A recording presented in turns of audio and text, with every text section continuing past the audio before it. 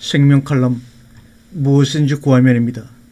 과연 요한복음 16장의 말씀대로 우리가 하나님께 무엇인지 구하면 다 이루어질까요? 만약에 다 이루어진다면 우리 삶에 어떤 일이 벌어질까요? 한번 마음속으로 생각을 해보면서 이 말씀을 나누게 되었습니다. 우리가 연어라는 그런 그 바다의 그 고기는 강원도 양양 남제천의 알을 낳기 위해서 대만과 알래스카와 러시아와 동해를 거쳐서 6년 만에 남대천으로 복귀한다고 합니다. 저는 한 6년 동안 강원도 양양 수양간의 원장으로 살아봤기 때문에 때마다 이렇게 연어가 복귀할 때 가서 구경도 하고 잡아보기도 했습니다.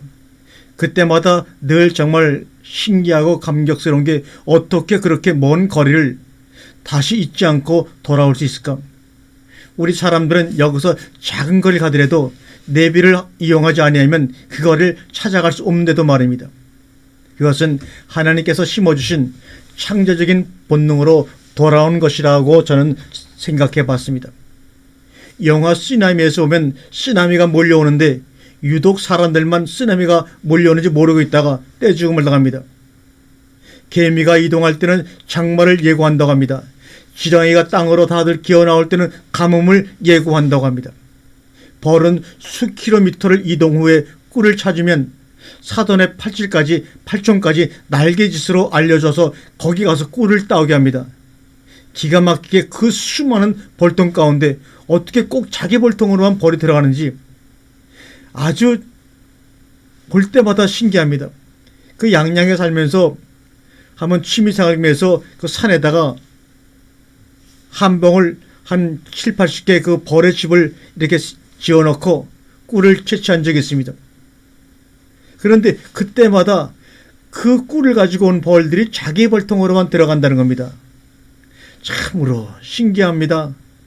알 수가 없습니다. 그저 창조의 신비만을 감격하고 꿀통을 바라볼 때가 많이 있었습니다. 어떻게 그런 일이 벌어졌을까? 하나님이 그렇게 창조하셨기라고 생각할 길밖에 아무것도 없습니다. 그런데 그런 미물인 그런 동물과 벌들도 그렇게 살아가는데 유독 사람만이 그 짧은 70평생 80평생을 살아가면서 길을 잃고 방황하는 이유가 무엇인가 얘기하고자 하는 주제는 바로 이것입니다. 왜 그러한 일들이 벌어질까? 하나님의 품을 떠날기에 그분이 택취해 주신 지혜를 잊어서 그 대신 자기의 지식으로 살려고 하니 더욱 혼돈과 공허에 빠지고 방황하는 것이라고 저는 생각합니다. 그러나 하나님의 품으로 다시 돌아오면 인간 본래의 참된 지혜가 회복되어 서로를 복되게 할 수 있는 삶을 살 수 있다는 것을 주님은 우리에게 말씀하고 있습니다. 하나님을 경외함이 지식의 근본이라 경외한다는 말은 하나님과 더욱 친밀한 관계를 회복하고 누리는 것을 말합니다. 이것은 오직 말씀과 기도 외에는 불가능합니다. 에노스 삶은 하나님과 동행하더니 하나님이 그를 데려가심으로 세상에 있지 아니하더라 하였습니다. 우리가 공자가 말하기를 지피지기면 백정백승이라. 그런데 이것은 사실은 공자가 말한 것이 아니라 손자병법에 나오는 얘기라고 합니다. 그런데 지필지기면 백정백승이라, 이 말은 우리가 그 말을 갖고 오면서 변화시킨 말이고 원래 말은 지필지기면 백전불태라. 이 말은 무슨 말이냐? 서로를 알면은 100번 싸워도 유태하지 않다는 말을 잘못 전해져서 사용해 온 것입니다. 에디슨은 1%의 영광과 99%의 노력이라고 했습니다. 이것도 에디슨이 이렇게 말한 것이 아니라 기자가 기사를 하는 가운데서 잘못 자기의 생각을 가지고 기사를 쓰다 보니까 잘못 썼다고 합니다. 원래 에디슨이 말한 내용은 천재는 99%의 노력이 있어도 1%의 영감이 더하지 않으면 불가능하다고 한 인터뷰 내용을 자기 주관으로 자기 경험의 한계 속에서 잘못 기사하여 여기까지 이뤘다고 말합니다. 인간의 99%의 노력이 있어도 1%의 하늘의 영감이 더해지지 않으면 그것은 불가능하다고 하는 에디슨의 말을 어떻게 그렇게 잘못 기사를 시켰는지 모릅니다. 저와 여러분은 기도라는 거대한 산맥을 막 오르기 시작한 초보 등산가들입니다. 기도는 영의 호흡이기 때문에 사단은 끊임없이 우리의 기도를 방해합니다. 미국의 기도운동단체들은 한국의 뜨거운 금요 철학 집회를 벤치마킹하여 엄청난 기도 회복을 위해 노력하고 있다고 합니다. 우리나라는 그들이 개발한 프로그램이나 세미나를 모방하냐고 연임했는데 서로 반대 방향으로 가고 있습니다. 어느 것이 옳은 방향으로 가고 있는지 여러분 아시죠? 그날에는 너희가 아무것도 내게 묻지 아니하리라.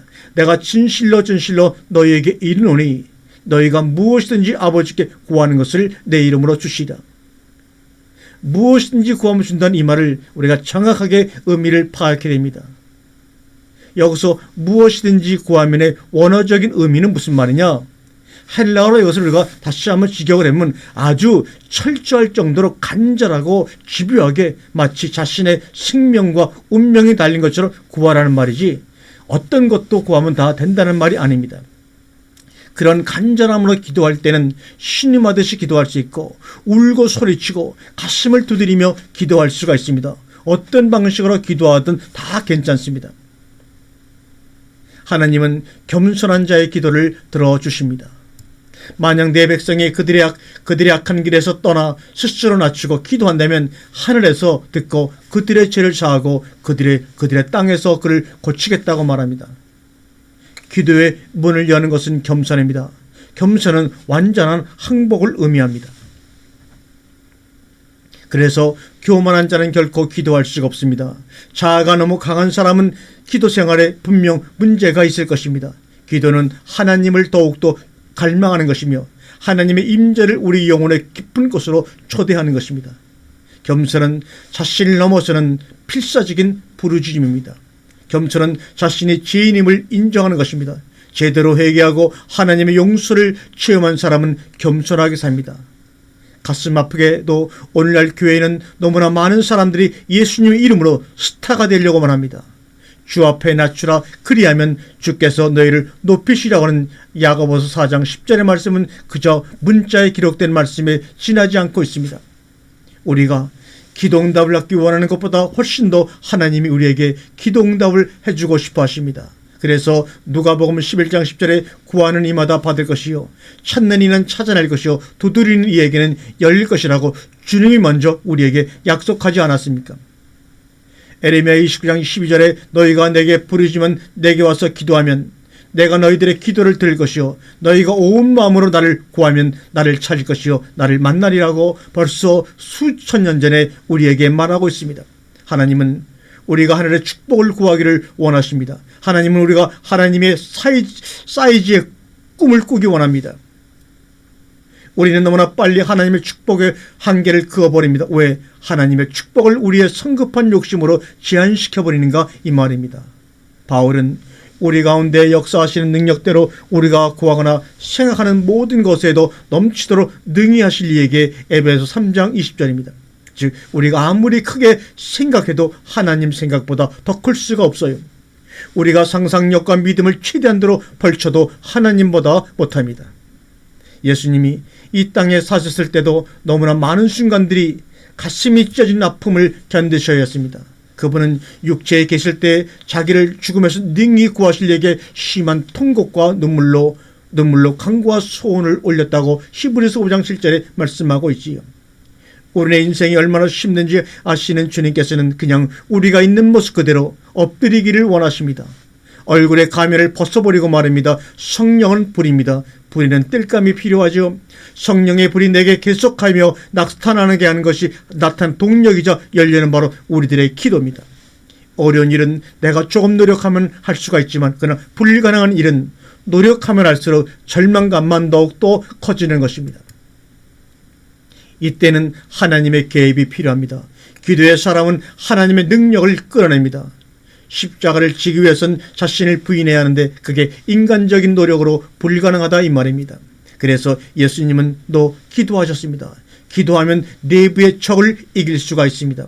기도하기 전에는 내 자존심이 시퍼렇게 살아있고 내 뜻이 분명하지만 그러나 기도하기 시작하면 아버지의 뜻이 내 뜻 위에 치솟기 시작합니다.